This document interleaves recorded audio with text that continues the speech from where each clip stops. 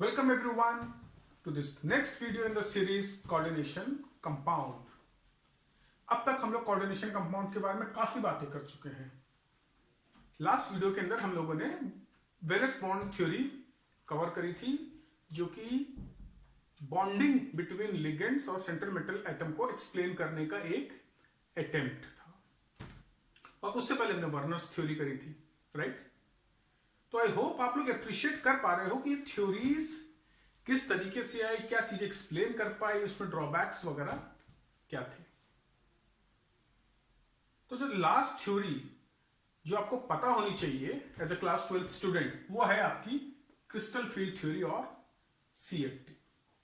ठीक है, तो आज हम लोग सीएफटी करेंगे एंड आई एम श्योर आपको बहुत मजा आएगा इसके अंदर सीएफटी थ्योरी पढ़ने के अंदर।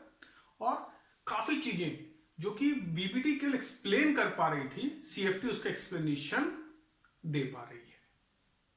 जैसे वीबीटी बोल रही थी, हाँ अगर ये डायमैग्नेटिक है तो इस तरीके से चीजें हो रही होगी, पेयरिंग हो रही होगी, या ये पैरामैग्नेटिक है तो पेयरिंग नहीं हो रही है। बट सीएफटी क्या करती है, सीएफटी एक्चुअली एक्सप्लेन करेगी कि किस केस में पेयरिंग होगी, किस केस के अंदर पेयरिंग नहीं होगी। ठीक है, तो स्टार्ट करते हैं क्रिस्टल फील्ड थ्योरी और CFT. Now the biggest difference, तो सबसे बड़ा डिफरेंस है वीबीटी और सीएफटी के बीच में, वो ये है कि जहां वीबीटी बोल रही थी कि जो बॉन्ड है between ligand and central metal atom, वो एक कोवेलेंट बॉन्ड है, that is formed, that bonding happens due to overlapping of orbitals. Whereas CFT considers the bond between ligand and central metal atom as 100% ionic, यानी जो interaction है between ligand and central metal atom या central metal ion, actually वो electrostatic in nature है। सो this is the biggest difference between CFT and VBT. Okay, तो जैसे हम अगर सीएफटी की बात करें तो फर्स्ट मेन पॉइंट यही होगा कि CFT considers bonding between metal ion, या मेटल आयन यानी सेंट्रल मेटल एटम वाला आयन, एंड लिगेंड्स as 100% आयनिक। ठीक है, तो ये सबसे बड़ा डिफरेंस है। वीबीटी बॉन्डिंग को अज्यूम कर रहा था कोवेलेंट, और ये कंसीडर कर रहा है it as ionic. Okay, so this is the one major difference between crystal field theory and VBT. Second जो मेन पॉइंट है क्रिस्टल फील्ड थ्योरी का या सीएफटी का, वो ये है कि जितने भी नेगेटिव लिगेंड्स हैं उसको CFT as a point charge consider करता है, और जो भी न्यूट्रल लिगेंड है उसको it treats it as a dipole. ठीक, अगर नेगेटिव लिगेंड है तो उसको पॉइंट चार्ज की तरह कंसिडर करेगा, और अगर न्यूट्रल लिगेंड है तो उसको डाइपोल की तरह कंसिडर करेगा। And then basically interaction between central metal atom and ligand is same as interaction between 2 point charges या dipole and a charge. Okay, तो ये नोट कर लो ये पॉइंट को। CFT considers all negative ligands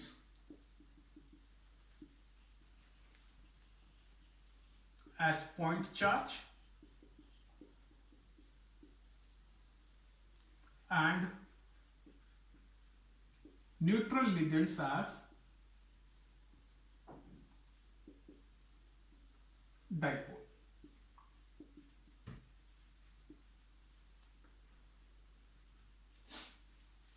ठीक है, तो ये दो पॉइंट हो गए आपके क्रिस्टल फील्ड थ्योरी के।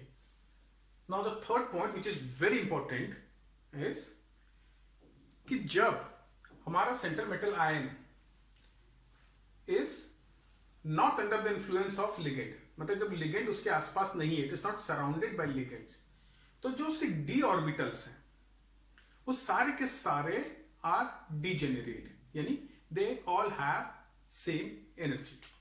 See, basically 11th में आपने पढ़ा था कि there are 5 d orbitals. Sorry. Okay. 5 d orbitals होते हैं जिसको हमने नाम दिया था dxy, dxz, dyz, dx square y square and dz square. ये 5 d orbitals होते हैं और पांचों का ओरिएंटेशन डिफरेंट होता है. ये जो आपके 3 ऑर्बिटल हैं xy, xz और yz, these are basically oriented like something like this. मानो ये xy एक्सेस है तो मैं dxy शो कर रहा हूं आपको. तो अगर मैं dxy ऑर्बिटल की बात करूं तो they are directed at 45 degree to the axis. मतलब एक्सिस के अलोंग डायरेक्टेड नहीं है, ये किसके बीच में लाई कर रहे हैं? एक्स वाई प्लेन, एक्स और वाई एक्सिस के बीच में लाई कर रहे हैं. सिमिलरली जो xz होगा वो x और z के बीच में रहेगा और yz होगा वो y और z एक्सिस के बीच में रहेगा. जबकि जो हमारे dx स्क्वायर y स्क्वायर है ये कैसे है? ये कुछ इस तरीके से ओरिएंटेड रहता है.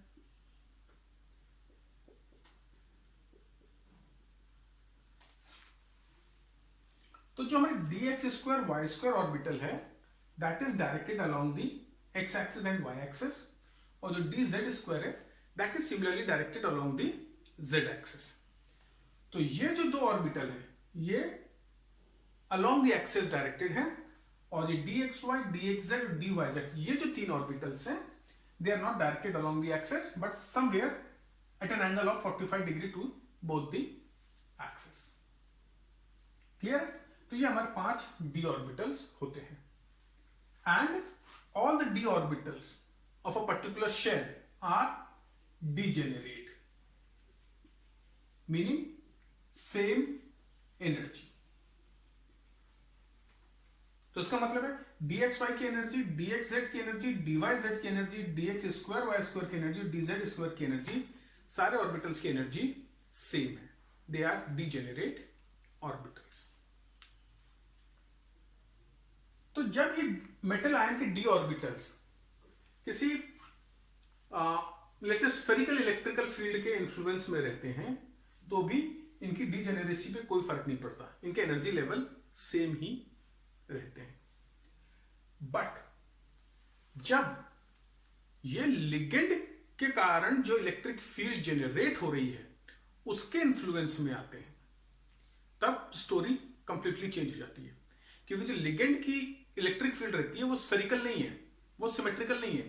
जैसे अगर हमारे पास 6 लिगेंड है, राइट, लेट्स से हमारे पास 6 लिगेंड है तो उसकी electric field will be directed along the 3 axis. मतलब एक लिगेंड यहां पर होगा, एक यहां, एक इस तरफ से अप्रोच करेगा, एक इधर से अप्रोच करेगा, एक यहां से अप्रोच कर रहा होगा और एक यहां से अप्रोच कर रहा होगा. तो कुछ इलेक्ट्रिक फील्ड इस तरह की होगी, ये सिमेट्रिकल नहीं है. जब मेरी स्फेरिकल फील्ड होती है, लेट्स से ये मेरा मेटल आयन है और ये एक स्फेरिकल इलेक्ट्रिक फील्ड है, तो इस केस में क्या है कि सब तरफ इलेक्ट्रिकल फील्ड सेम है. वेरएज इस केस के अंदर यहां पर ये हमारा मेटल आयन है तो यहां पर फील्ड सिमेट्रिकल नहीं है. अलोंग दिस एक्सेस ज्यादा स्ट्रॉन्ग फील्ड है, अलोंग दिस एक्सेस ज्यादा स्ट्रॉन्ग फील्ड, इधर पर ज्यादा स्ट्रॉन्ग फील्ड है, राइट. तो जब हमारा central metal ion is surrounded by ligand, that means it is surrounded by unsymmetrical electric field, तो उस केस में क्या होता है, ये जो 5 डी ऑर्बिटल्स है इनकी एनर्जी डिफरेंट हो जाती है और ये स्प्लिट हो जाते हैं. ये 2 सेट में स्प्लिट हो जाएंगे. एक सेट में 2 ऑर्बिटल्स रहेंगे, एक सेट में 3 ऑर्बिटल्स रहेंगे. इन 3 ऑर्बिटल्स की एनर्जी सेम रहेगी, इन 2 ऑर्बिटल्स की एनर्जी सेम रहेगी, बट इन पांचों की एनर्जी सेम नहीं रहेगी. समझ में आया? तो हम क्या बोल रहे हैं, जब एसिमेट्रिकल इलेक्ट्रिक फील्ड के इन्फ्लुएंस में आता है मेटल आयन, और ये क्यों आ रहा है, because of presence of ligand. तो इस केस में क्या होता है, जो 5 डी ऑर्बिटल जिसकी एनर्जी पहले सेम थी उनकी एनर्जी डिफरेंट हो जाती है, ये 2 सेट में डिवाइड हो जाते हैं कुछ इस तरीके से। ये आपके 5 डी ऑर्बिटल्स थे पहले, ये स्प्लिट होगा 2 डी ऑर्बिटल्स और 3 d orbitals, d x square y square d z square, इन दो की एनर्जी सेम रहेगी। और यहां पर एक 3 का सेट बनेगा, d x y d y z और डी जेड एक्स, इन 3 की एनर्जी सेम रहेगी, बट इन 2 सेट के बीच के अंदर एनर्जी डिफरेंस रहेगा। और रीजन कि ये 2 एक सेट बनाते, ये 3 एक सेट बनाते हैं, वो इसलिए कि ये 2 जो है, जैसे भी हमने डिस्कस किया, they are directed along the axis, और ये 3 जो है they are not directed along the axis. तो लेट्स से कंसीडर करो इस केस के अंदर ये हमारा 6 लिगेंड है, तो ये ऑक्टाहेड्रल शेप देगा। तो ये जो लिगेंड है ये सेंट्रल आयन को, मेटल आयन को अप्रोच करते हैं अलोंग दी एक्सिस। मान लो x axis, y axis and this is your z axis. तो जो orbital along the axis lie कर रहे हैं, जो orbital along the axis lie कर रहे हैं, लेट्स से अगर मैं d x square y square को कंसिडर करूं,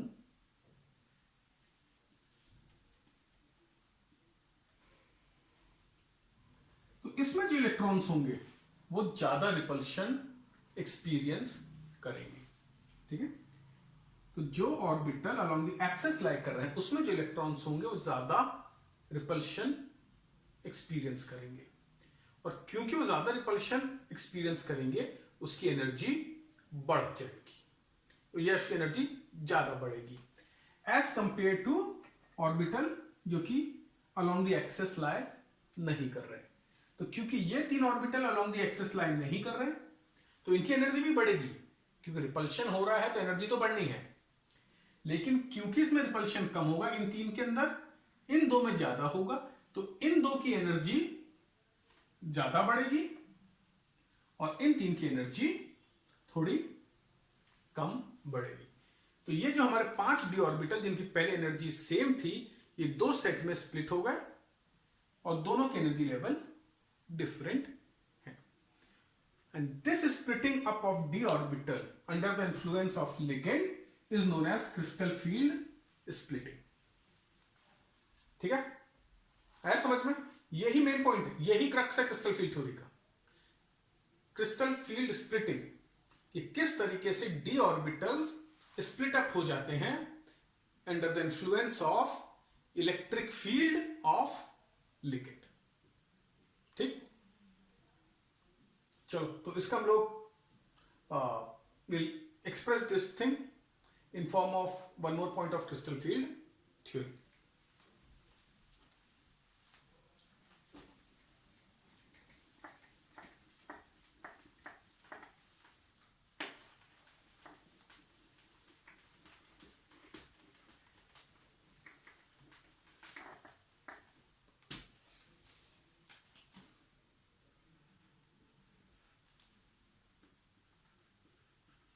So under the influence of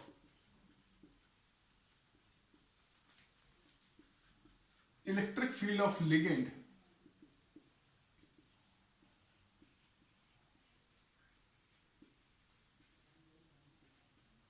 d orbitals of metal ion split up into different sets, 2 sets बनते हैं basically, into different sets having different energies। ठीक है, so this is the most important aspect of crystal field theory। अब हम देखते हैं, and this is known as crystal field splitting।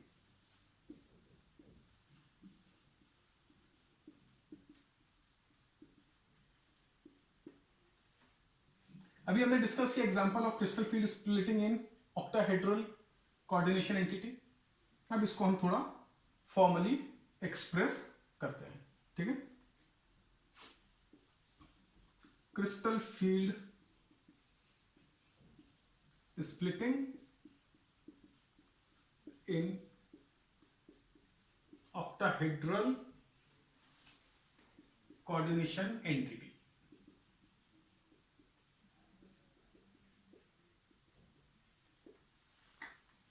ठीक है।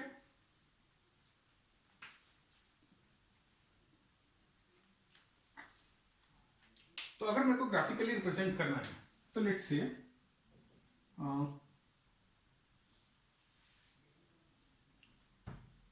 ये मेरे डी ऑर्बिटल्स हैं ऑफ मेटल आयन, ठीक। Now if you place this metal ion in a symmetrical electric field, अभी ये जो मेटल आयन है they are not influenced by any kind of electric field, ठीक है।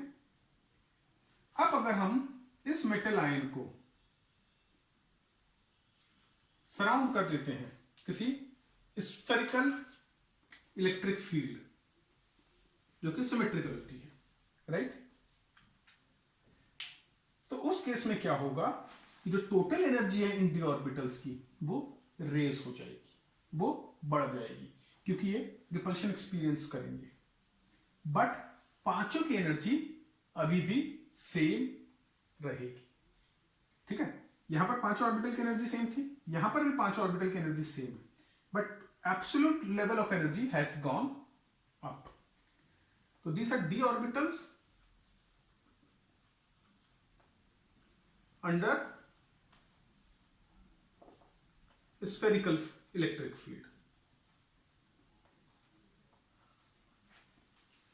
ठीक है। अब क्या होता है,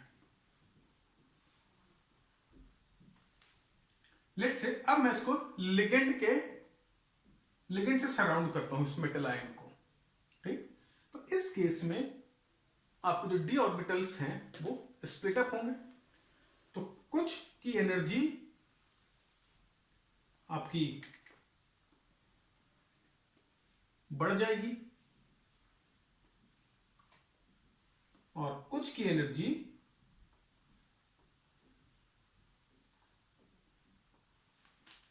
थोड़ी कम हो जाएगी, पर एब्सोल्यूट एनर्जी अभी भी इससे ज्यादा है, ठीक। एब्सोल्यूट एनर्जी अभी भी इससे ज्यादा है, बट तो ये तो आपके हो गए d x square y square और डी जेड स्क्वायर, और ये हो गए d x y d y z d z x. तो दो सेट ऑफ ऑर्बिटल्स हमको मिल गए, इसको हम बोलते हैं ईजी और इसको बोलते हैं T2g। ये इनको नाम दिया हुआ है कि ये जो दो ऑर्बिटल है d x square y square d z square, इसको हम बोलते हैं ईजी और इनको बोलते हैं T2g। और ये जो एनर्जी डिफरेंस है इन दोनों के बीच में,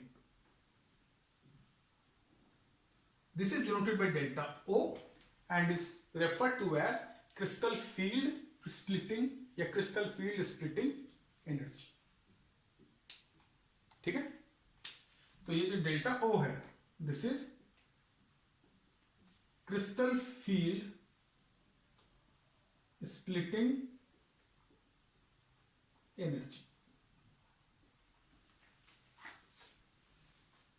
ठीक। और इस पॉइंट को this is known as barycentre. तो बैरी सेंटर बेसिकली क्या है, it is the average energy of these two orbitals put together, ठीक है। इतना क्लियर है कि ये हमारा आइसोलेटेड मेटल आयन था, जब हमने सिमेट्रिकल इलेक्ट्रिक फील्ड में डाला तो उसकी एनर्जी बढ़ गई, पर जब हमने लिगेंड के इन्फ्लुएंस के अंदर आया तो डी ऑर्बिटल्स में स्प्लिटिंग हो गई, दो ऑर्बिटल की एनर्जी बढ़ जाएगी, तीन ऑर्बिटल की एनर्जी उससे थोड़ी कम हो जाएगी। और ये जो ऑर्बिटल है हमारे जिनकी एनर्जी ज्यादा है this energy is equal to 3/5 times delta O, and this energy is 2/5 times delta O. मतलब इनकी एनर्जी, इन दोनों के पास टोटल 60% ऑफ द एनर्जी है और इसके पास 40% ऑफ द एनर्जी है। ठीक है, तो ये हमारी स्प्लिटिंग है ऑक्टाहेड्रल कोऑर्डिनेशन एंटिटी के अंदर। क्लियर है ना? तो ये जो दो ऑर्बिटल हैं इनकी एनर्जी है, ये जो बेरी सेंटर है इसे 2/5 टाइम डेल्टा ओ कम है और इसकी 3/5 डेल्टा ओ टाइम्स ज्यादा है। अब इसको थोड़ा हम लोग और क्लोजली अंडरस्टैंड करते हैं।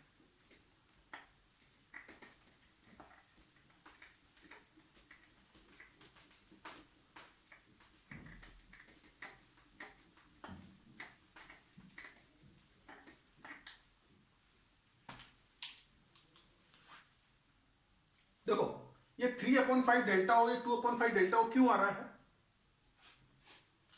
कि इन दोनों की टोटल एनर्जी मिलाकर तो इसके बराबर होगी, राइट? तो अगर यहां पर सब ऑर्बिटल की, दोनों ऑर्बिटल की एनर्जी 3/5 डेल्टा ओ है तो टोटल एक्सेस एनर्जी कितनी हो जाएगी?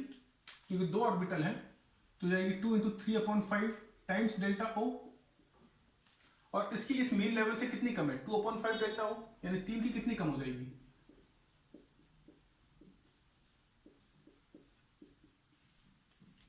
यानी कंजर्वेशन ऑफ एनर्जी के बेसिस पर ये रिलेशन आया है कि जो ऊपर वाले ऑर्बिटल्स हैं उसकी एनर्जी मीन एनर्जी से 60% ज्यादा है और इसकी 40% कम है।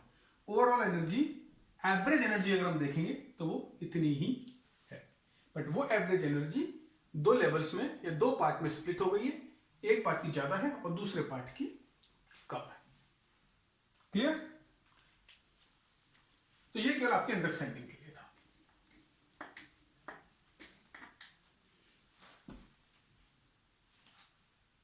ठीक है, इसको हम लोग ऐसे भी दिखा सकते हैं कि यहां पर 5 ऑर्बिटल की जगह बुक्स में इस तरीके से दिखाया जाता है जनरली कि ये आपके शुरू के 5 ऑर्बिटल हैं आइसोलेटेड मेटल आयन के केस में, under the influence of symmetrical electric field ये 5 ऑर्बिटल की एनर्जी ये बढ़ गई, पर अगर अनसिमेट्रिकल है, लिगेंड के इन्फ्लुएंस में है, तो उसमें से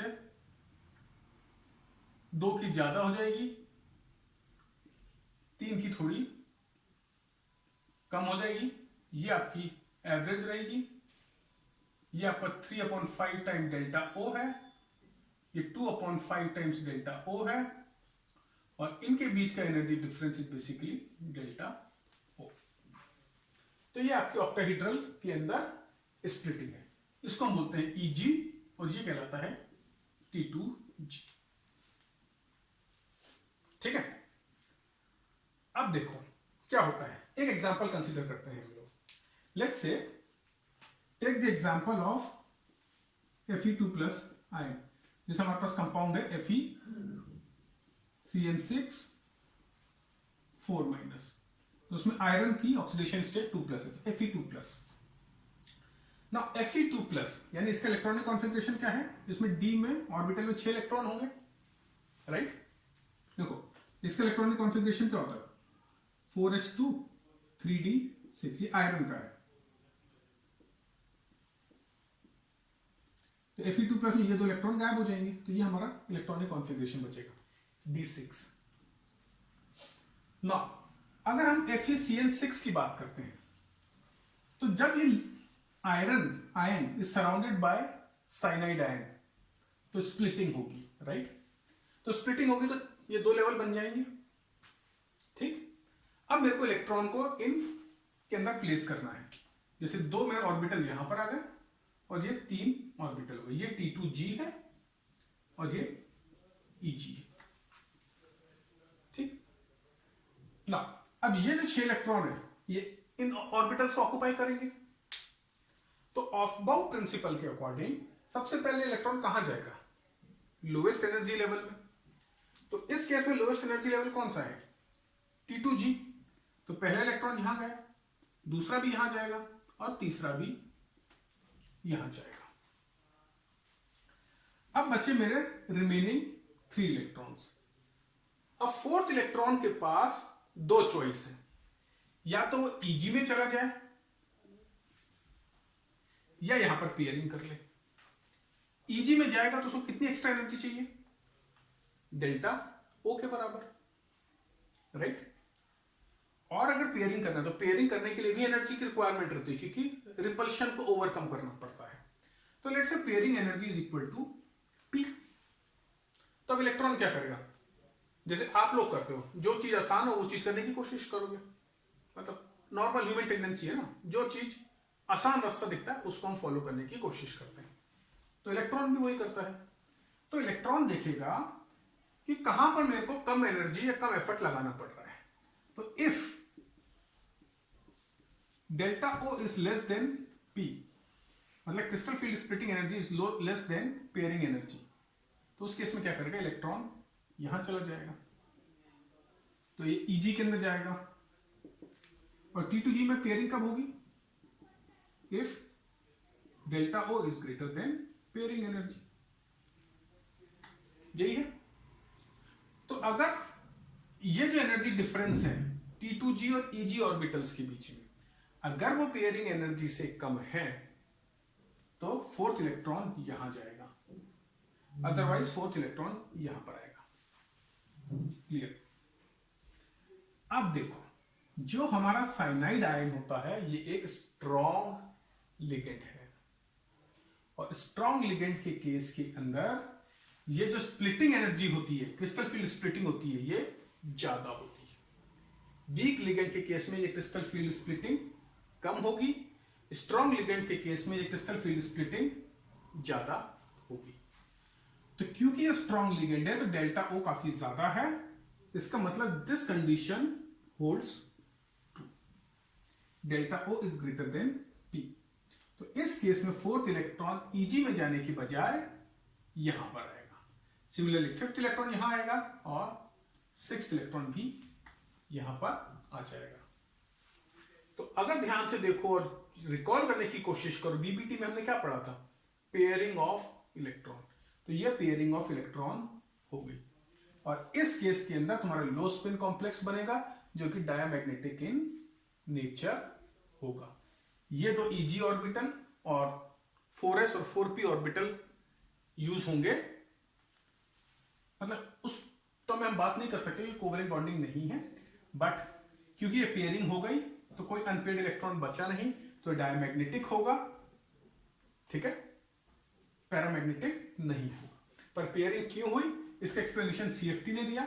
ये स्ट्रॉन्ग लिगेंड है, स्ट्रॉन्ग लिगेंड है तो ये स्प्लिटिंग ज्यादा हुई, क्रिस्टल फील्ड स्प्लिटिंग ज्यादा हुई, क्रिस्टल फील्ड स्प्लिटिंग ज्यादा हुई तो वो पेयरिंग एनर्जी से ज्यादा है, इसे इलेक्ट्रॉन प्रेफर करेगा पेयरिंग करना as compare to Eg orbital occupy करने के।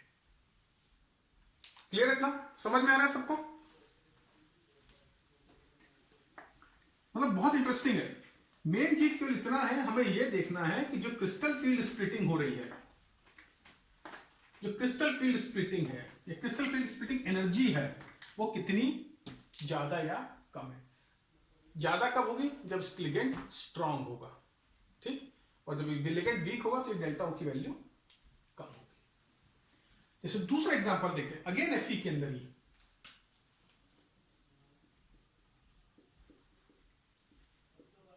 FeH2O6, ठीक है। नाउ इस केस में भी आयरन हमारा 2+ ऑक्सीडेशन स्टेट में है, तो अगेन कॉन्फ़िगरेशन 3d6 होगा। तो अगेन पहले 3 इलेक्ट्रॉन हमारे T2G लेवल पे चले जाएंगे और ये Eg लेवल है आपका। अब इस केस के अंदर अगर आप देख रहे हो तो आपका डेल्टा O बहुत कम है, क्योंकि वाटर एक वीक लिगेंड है। तो क्योंकि डेल्टा O कम है तो वो पेयरिंग एनर्जी से कम है, तो इस केस में जो आपका फोर्थ इलेक्ट्रॉन आएगा that will go to Eg orbital, fifth electron will also go over here and sixth electron will do the pair। तो इस केस के अंदर तुम्हारे पास अनपेयर्ड इलेक्ट्रॉन रहेंगे, जिसके कारण ये कंपाउंड पैरामैग्नेटिक इन नेचर हो जाएगा। ठीक है, क्लियर है? क्योंकि वीक लिगेंड था तो क्रिस्टल फील्ड स्प्लिटिंग कम हुई, तो इसलिए इलेक्ट्रॉन अनपेयर्ड रहेंगे क्योंकि वो ईजी ऑर्बिटल ऑक्यूपाई करेंगे। ठीक, एक और इंपॉर्टेंट चीज, क्योंकि यहां पर क्रिस्टल फील्ड स्प्लिटिंग के कारण ये ज्यादा था, यहां पर कम था, तो इलेक्ट्रॉन जब कोई लाइट इसके ऊपर पड़ेगी इस तरह के कंपाउंड पे, तो जो एनर्जी एब्जॉर्ब करनी है उसको इस ऑर्बिटल से इस ऑर्बिटल में ट्रांजिशन करने के लिए, डी डी ट्रांजिशन जिसको हम बोलते हैं। देखो, जब हम लास्ट ईयर हाइड्रोजन स्पेक्ट्रम पढ़ रहे थे तो उसमें हमने क्या पढ़ा था कि अगर हमारे किसी गैस के थ्रू हम उसके ऊपर एनर्जी डालते हैं तो इलेक्ट्रॉन्स कुछ एनर्जी एब्जॉर्ब कर लेते हैं और हायर एनर्जी लेवल पर पहुंच जाते हैं, और जब वापस आते हैं तो वही एनर्जी रिलीज करते हैं, which gave absorption and emission spectrum.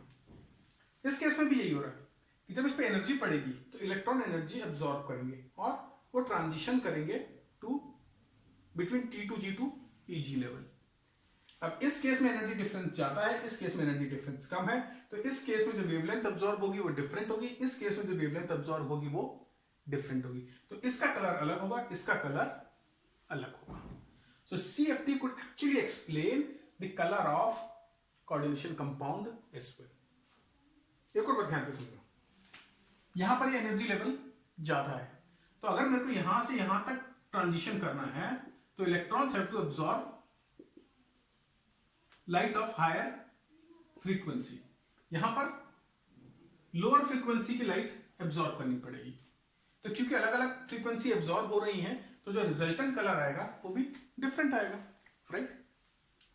तो this explains why compound of let's say iron FeH2O6 shows a different color as compared to FeCN6। तो ये आपकी क्रिस्टल फील्ड स्प्लिटिंग है, ठीक है? तो क्रिस्टल फील्ड स्प्लिटिंग के ऊपर बहुत ज्यादा फर्क पड़ता है स्ट्रॉन्ग लिगेंड और वीक लिगेंड का। तो जो स्पेक्ट्रोकेमिकल सीरीज कौन से लिगेंड स्ट्रॉन्ग है कौन से वीक है हम लोग नेक्स्ट उसके अंदर करेंगे, बट अभी हम लोग केवल एक और चीज कवर करते हैं which is crystal field splitting in tetrahedral coordination entity.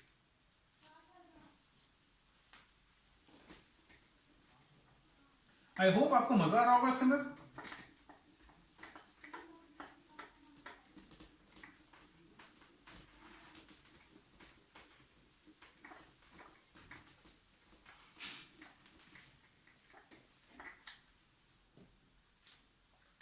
अब हम देखते हैं क्रिस्टल फील्ड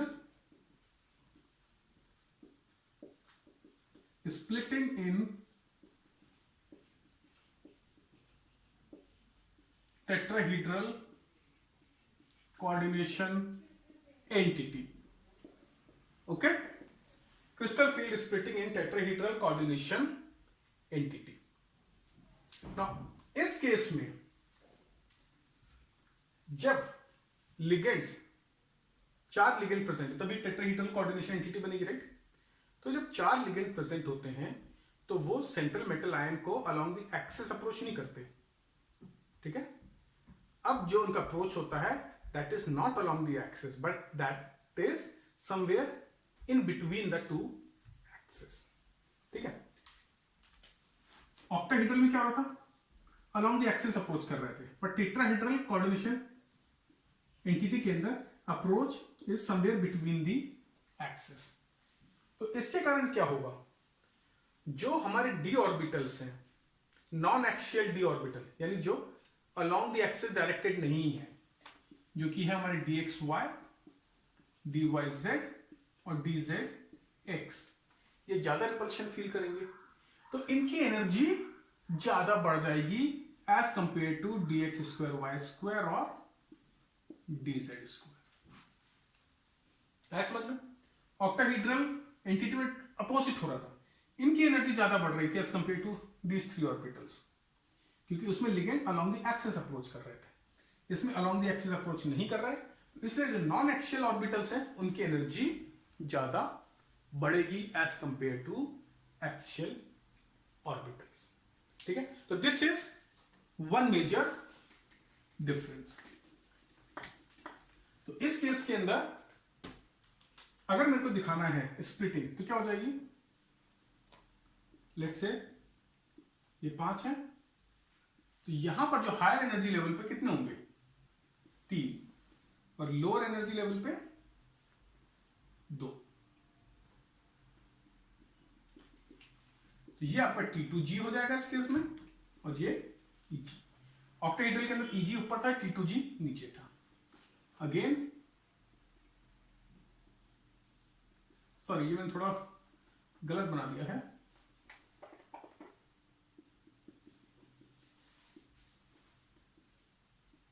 ये 2/5 डेल्टा T के बराबर होगा। इन दो के बीच का एनर्जी डिफरेंस डेल्टा T, और ये 3/5 डेल्टा T के बराबर होगा।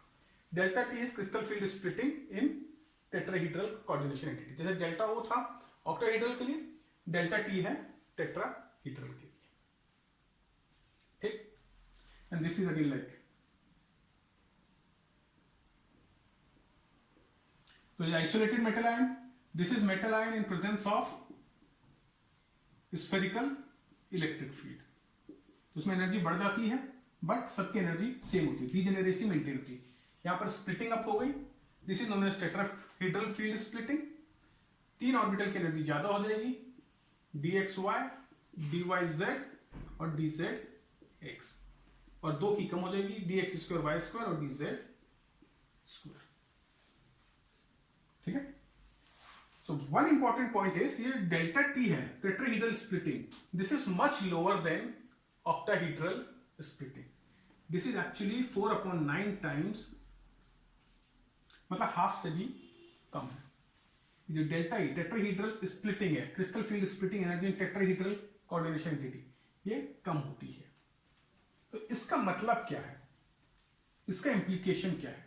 इसका इंप्लीकेशन ये है कि अगर ये मेरा T2G ऑर्बिटल्स है और ये EG ऑर्बिटल्स है और ये डेल्टा T है, तो डेल्टा T इज स्मॉल, ठीक है, and usually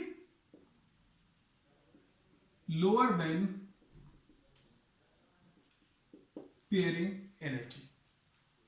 So this crystal field splitting is small and is usually lower than pairing energy. तो क्योंकि वो पेयरिंग एनर्जी से जनरली कम होता है, therefore pairing in tetrahedral coordination entity is generally not seen. So therefore low spin complexes are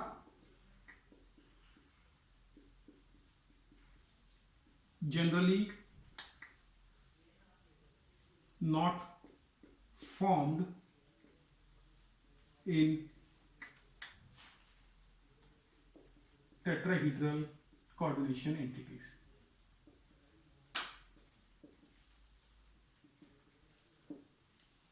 ठीक है, इस point को ध्यान से समझो। क्या बोला मैंने, कि जो क्रिस्टल फील्ड स्प्लिटिंग है टेट्राहेड्रल कोऑर्डिनेशन कंपाउंड्स के अंदर वो कम होती है, यानी ये एनर्जी गैप कम है, it is less than half of delta, 4/9 times delta O. तो क्योंकि ये गैप कम है, सो this is usually smaller than pairing energy. जो एनर्जी हमें रिक्वायर्ड इलेक्ट्रॉन को पेयरिंग करने के लिए, उस एनर्जी से ये कम है. तो इलेक्ट्रॉन तो इजी रास्ता ढूंढता है, तो इलेक्ट्रॉन पेयरिंग करने की बजाय क्या करेगा, T2G ऑक्यूपाई करना शुरू कर देगा. So therefore pairing does not happen and therefore low spin complexes are generally not formed in tetrahedral coordination entity. अगर कोई आपसे पूछता है कि why low spin complexes are not seen in tetrahedral coordination entity, तो उसके पीछे का आंसर ये है कि crystal field splitting is much smaller than pairing energy. जबकि octahedral के अंदर ये substantial होती है, so especially when strong ligands are present. तो जब strong ligands होते हैं तब स्प्लिटिंग ज्यादा है, और स्प्लिटिंग ज्यादा है इसलिए पेयरिंग होती है, और इस कारण से पैरामैग्नेटिक, डायमैग्नेटिक और ये सारी की सारी स्टोरीज जनरेट होती. क्लियर इतना? इसमें कोई डाउट है? ठीक है, तो यह है तुम्हारी क्रिस्टल फील्ड थ्योरी. अब एक लास्ट पॉइंट बचा हुआ है जो कि strong ligand versus week ligand, कौन से लिगेंड स्ट्रॉन्ग होते हैं कौन से वीक होते हैं, उसको हम लोग नेक्स्ट वीडियो में कवर करेंगे, otherwise it will become too long.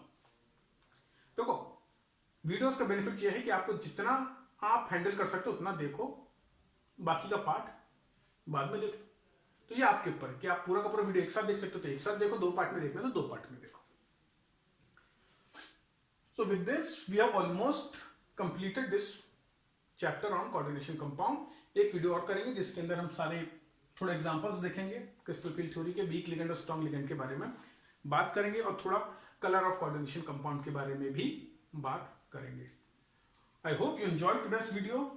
और coordination compound as a chapter as a series आपको उसको देखने में सुनने में मजा आया होगा।